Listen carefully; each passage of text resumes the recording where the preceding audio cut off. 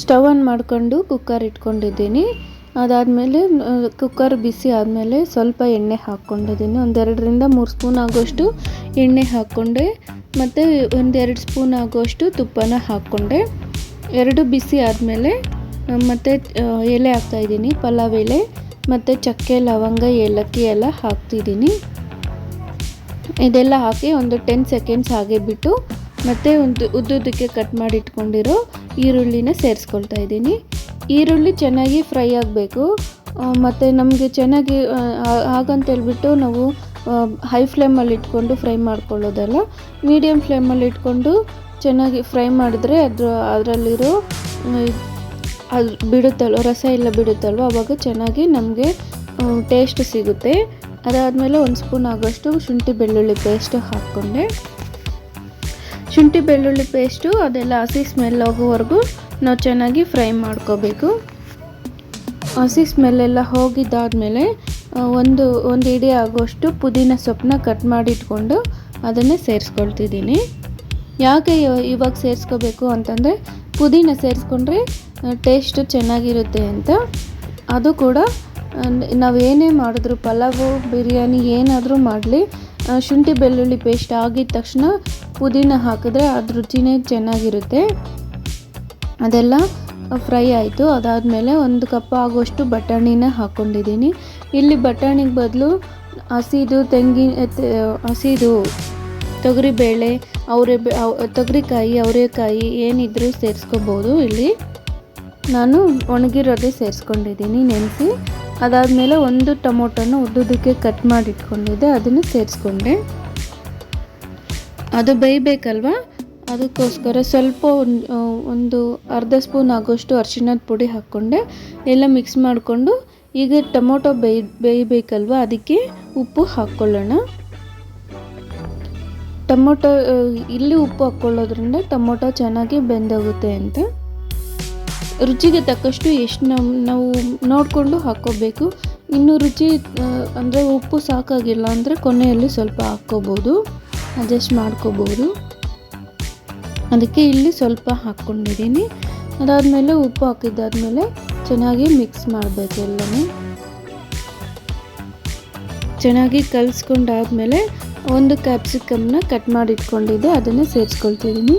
Capsicum cut ಮಾಡಿ ಹಾಕ್ಕೊಂಡಿದ್ದೀವಲ್ಲ, ಅದನ್ನು 1 mix ಕೊಟ್ಟರೆ ಸಾಕು. ಇವಾಗ ನಾವು ತರಕಾರಿನ ಸೇರಿಸ್ಕೊಳ್ಳೋಣ. ಬೀನ್ಸು, ಕ್ಯಾರೆಟು ಮತ್ತು ಎಲೆಕೋಸು ತಗೊಂಡಿದ್ದೆ. ಎಲೆಕೋಸು ಹಾಕೋದ್ರಿಂದ ರುಚಿ ಚೆನ್ನಾಗಿರುತ್ತೆ. ಮತ್ತು ನಮಗೆ ಇಲ್ಲಿ ನವಿಲುಕೋಸು ಮತ್ತು ಇದು ಎಲೆಕೋಸು, ಹೂಕೋಸು ಎಲ್ಲ ಇದ್ದರೂ ಹಾಕ್ಕೋಬೋದು. ನಾನಿಲ್ಲಿ ಎಲೆಕೋಸು ಹಾಕ್ಕೊಂಡಿದ್ದೀನಿ. ತರಕಾರಿ ಹಾಕ್ಕೊಂಡಿದ್ದೀವಲ್ಲ, ಚೆನ್ನಾಗಿ ಮಿಕ್ಸ್ ಮಾಡ್ಕೊಳ್ಳೋಣ. ಇಲ್ಲಿ ಆ ಮಸಾಲೆ ಎಲ್ಲ ಇದಕ್ಕೆ ಹೊಂದ್ಕೋಬೇಕು, ಅಲ್ಲಿವರೆಗೂ ಚೆನ್ನಾಗಿ ಮಿಕ್ಸ್ ಮಾಡಬೇಕು. ಒಂದೊಂದಾಗಿ ಸೇರಿಸ್ಕೊಂಡು ಈ ಥರ ಮಿಕ್ಸ್ ಮಾಡೋದ್ರಿಂದ ರುಚಿ ಚೆನ್ನಾಗಿರುತ್ತೆ. ಅದಾದಮೇಲೆ 1 ಅರ್ಧ ಸ್ಪೂನ್ ಆಗೋಷ್ಟು ಗರಂ ಮಸಾಲ ಹಾಕ್ಕೊಂಡಿದ್ದೀನಿ. ಗರಂ ಮಸಾಲ ಚೆನ್ನಾಗಿ ಮಿಕ್ಸ್ ಮಾಡಬೇಕು. ಗರಂ ಮಸಾಲ ಹಾಕಿದ್ದಾದ್ಮೇಲೆ ಮತ್ತು ನಮಗೆ ಖಾರಕ್ಕೆ ತಕ್ಕಷ್ಟೇ ನಾವು ಖಾರದ ಪುಡಿ ಹಾಕ್ಕೊಂಡಿದ್ದೀನಿ. ಎಷ್ಟು ಬೇಕೋ ಅಷ್ಟು ನೋಡಿ ಹಾಕ್ಕೊಳ್ಳೋಣ. ಮತ್ತು 1-2 ಸ್ಪೂನ್ ಆಗೋಷ್ಟು ಧನಿಯಾದ ಪುಡಿ ಹಾಕಿದ್ದೀನಿ. ಎಲ್ಲ ಮಿಕ್ಸ್ ಮಾಡಬೇಕು. ಚೆನ್ನಾಗಿ ಮಿಕ್ಸ್ ಮಾಡಿದ್ದಾದಮೇಲೆ ಒಂದು 5 ನಿಮಿಷ ಹಾಗೆ ಬಿಡಬೇಕು. ಅದು ಚೆನ್ನಾಗಿ ಮಸಾಲೆ ಇರುತ್ತಲ್ವ, ಆ ಮಸಾಲೆ ಎಲ್ಲ ಆ ತರಕಾರಿಗೆ ಇಟ್ಕೊಳ್ಳುತ್ತೆ, ಅಲ್ಲಿವರೆಗೂ ಬಿಡಬೇಕು. ಅದಾದಮೇಲೆ 1.5 ಗ್ಲಾಸ್ ಆಗೋಷ್ಟು ನಾನು ರೈಸ್ ತಗೊಂಡಿದ್ದೀನಿ. ಅದು ಯಾವ ಗ್ಲಾಸಲ್ಲಿ ತಗೊಂಡಿದ್ದೀನೋ ಅದೇ ಗ್ಲಾಸಲ್ಲಿ 3 ಗ್ಲಾಸ್ ಆಗೋಷ್ಟು ನೀರು ಕೂಡ ಹಾಕ್ಕೊಂಡೆ. ಇದೇ ಗ್ಲಾಸಲ್ಲಿ 1.5 ಗ್ಲಾಸು ರೈಸ್ ತಗೊಂಡೆ, ಅದಕ್ಕೆ 3 ಗ್ಲಾಸ್ ಆಗೋಷ್ಟು ನೀರು ಹಾಕ್ತಿದ್ದೀನಿ. ನಮಗೆ ಇನ್ನೂ ಅದು ಜ್ಯೂಸಿಯಾಗಿರಬೇಕು ಅಂತಂದರೆ ಇನ್ನು ಸ್ವಲ್ಪ ನೀರು ಹಾಕ್ಕೋಬೋದು. ಇಷ್ಟು ಹಾಕಿದ್ರೆ ಕರೆಕ್ಟಾಗಿ ಆಗುತ್ತೆ. ಅದಕ್ಕೆ ನಾನು 3 ಗ್ಲಾಸ್ ಹಾಕ್ಕೊಂಡಿದ್ದೀನಿ. ಅದಾದಮೇಲೆ ಇಲ್ಲಿ ಒಂದು ಸ್ವಲ್ಪ ಕುದಿ ಬರೋವರೆಗೂ ಹಾಗೆ ಬಿಡಬೇಕು. ಕುದಿ ಬಂದಮೇಲೆ ಟೇಸ್ಟ್ ನೋಡಿಕೊಂಡು ಉಪ್ಪು ಸಾಕಾಗಿರಲಿಲ್ಲ, ಅದಕ್ಕೆ ನಾನು ಇನ್ನು ಸ್ವಲ್ಪ ಉಪ್ಪು ಹಾಕ್ಕೊಂಡೆ. ಅದಾದಮೇಲೆ ನಿಂಬೆ ಹಣ್ಣಿನ ರಸ ಕೂಡ ಹಾಕ್ತಿದ್ದೀನಿ. ಒಂದು ಅರ್ಧ ನಿಂಬೆಹಣ್ಣು ಆದರೆ ಸಾಕು. ಇದಕ್ಕೆ ನಿಂಬೆಹಣ್ಣಿನ ರಸ ಹಾಕಿದ್ದಾದಮೇಲೆ ಒಂದು ಸ್ವಲ್ಪ ಚೆನ್ನಾಗಿ ಕಲಿಸ್ಕೋಬೇಕು. ಇದನ್ನು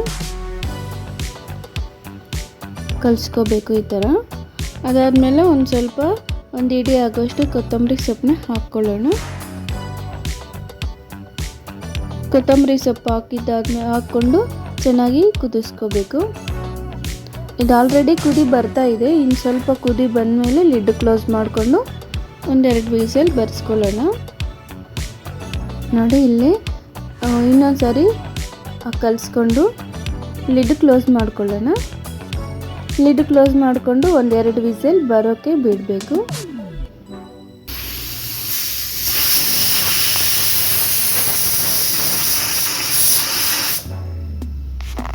ಎರಡು ವಿಸಿಲ್ ಬಂದಾದಮೇಲೆ ನ್ಯಾಚುರಲ್ ಆಗಿ ಗ್ಯಾಸ್ ಹೋದ್ಮೇಲೆ ಒಂದು 15 ನಿಮಿಷ ಆಗುತ್ತೆ ಗ್ಯಾಸ್ ಎಲ್ಲ ಹೋಗೋದಕ್ಕೆ.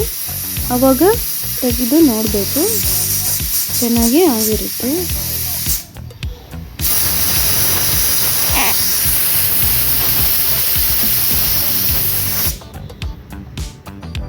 ನೋಡಿ ಚೆನ್ನಾಗಿ ಗ್ಯಾಸ್ ಎಲ್ಲ ಹೋಗಿದೆ. ಅದಾದಮೇಲೆ ನೋಡಿ ಚೆನ್ನಾಗಿ ಮಸಾಲೆ ಎಲ್ಲ ಒಳಗಡೆಯಿಂದ ಮೇಲೆವರೆಗೂ ಇದು ಚೆನ್ನಾಗಿ ಇಟ್ಕೊಂಡಿದೆ, ಅಂದರೆ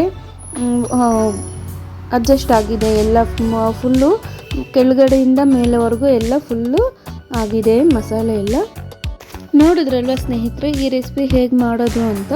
ನೀವು ಇದೇ ಥರ ಟ್ರೈ ಮಾಡಿ ನೋಡಿ ಕಮೆಂಟ್ ಮೂಲಕ ತಿಳಿಸಿ ಹೇಗೆ ಬಂತು ಅಂತ. ಇನ್ನಷ್ಟು ಈಸಿ ರೆಸಿಪಿಗಳಿಗೋಸ್ಕರ ನನ್ನ ಚಾನಲ್ನ ಸಬ್ಸ್ಕ್ರೈಬ್ ಮಾಡ್ಕೊಳ್ಳಿ. ಇಲ್ಲಿವರೆಗೂ ನೋಡಿದ್ದಕ್ಕಾಗಿ ಎಲ್ಲರಿಗೂ ಧನ್ಯವಾದಗಳು. ಬಾಯ್.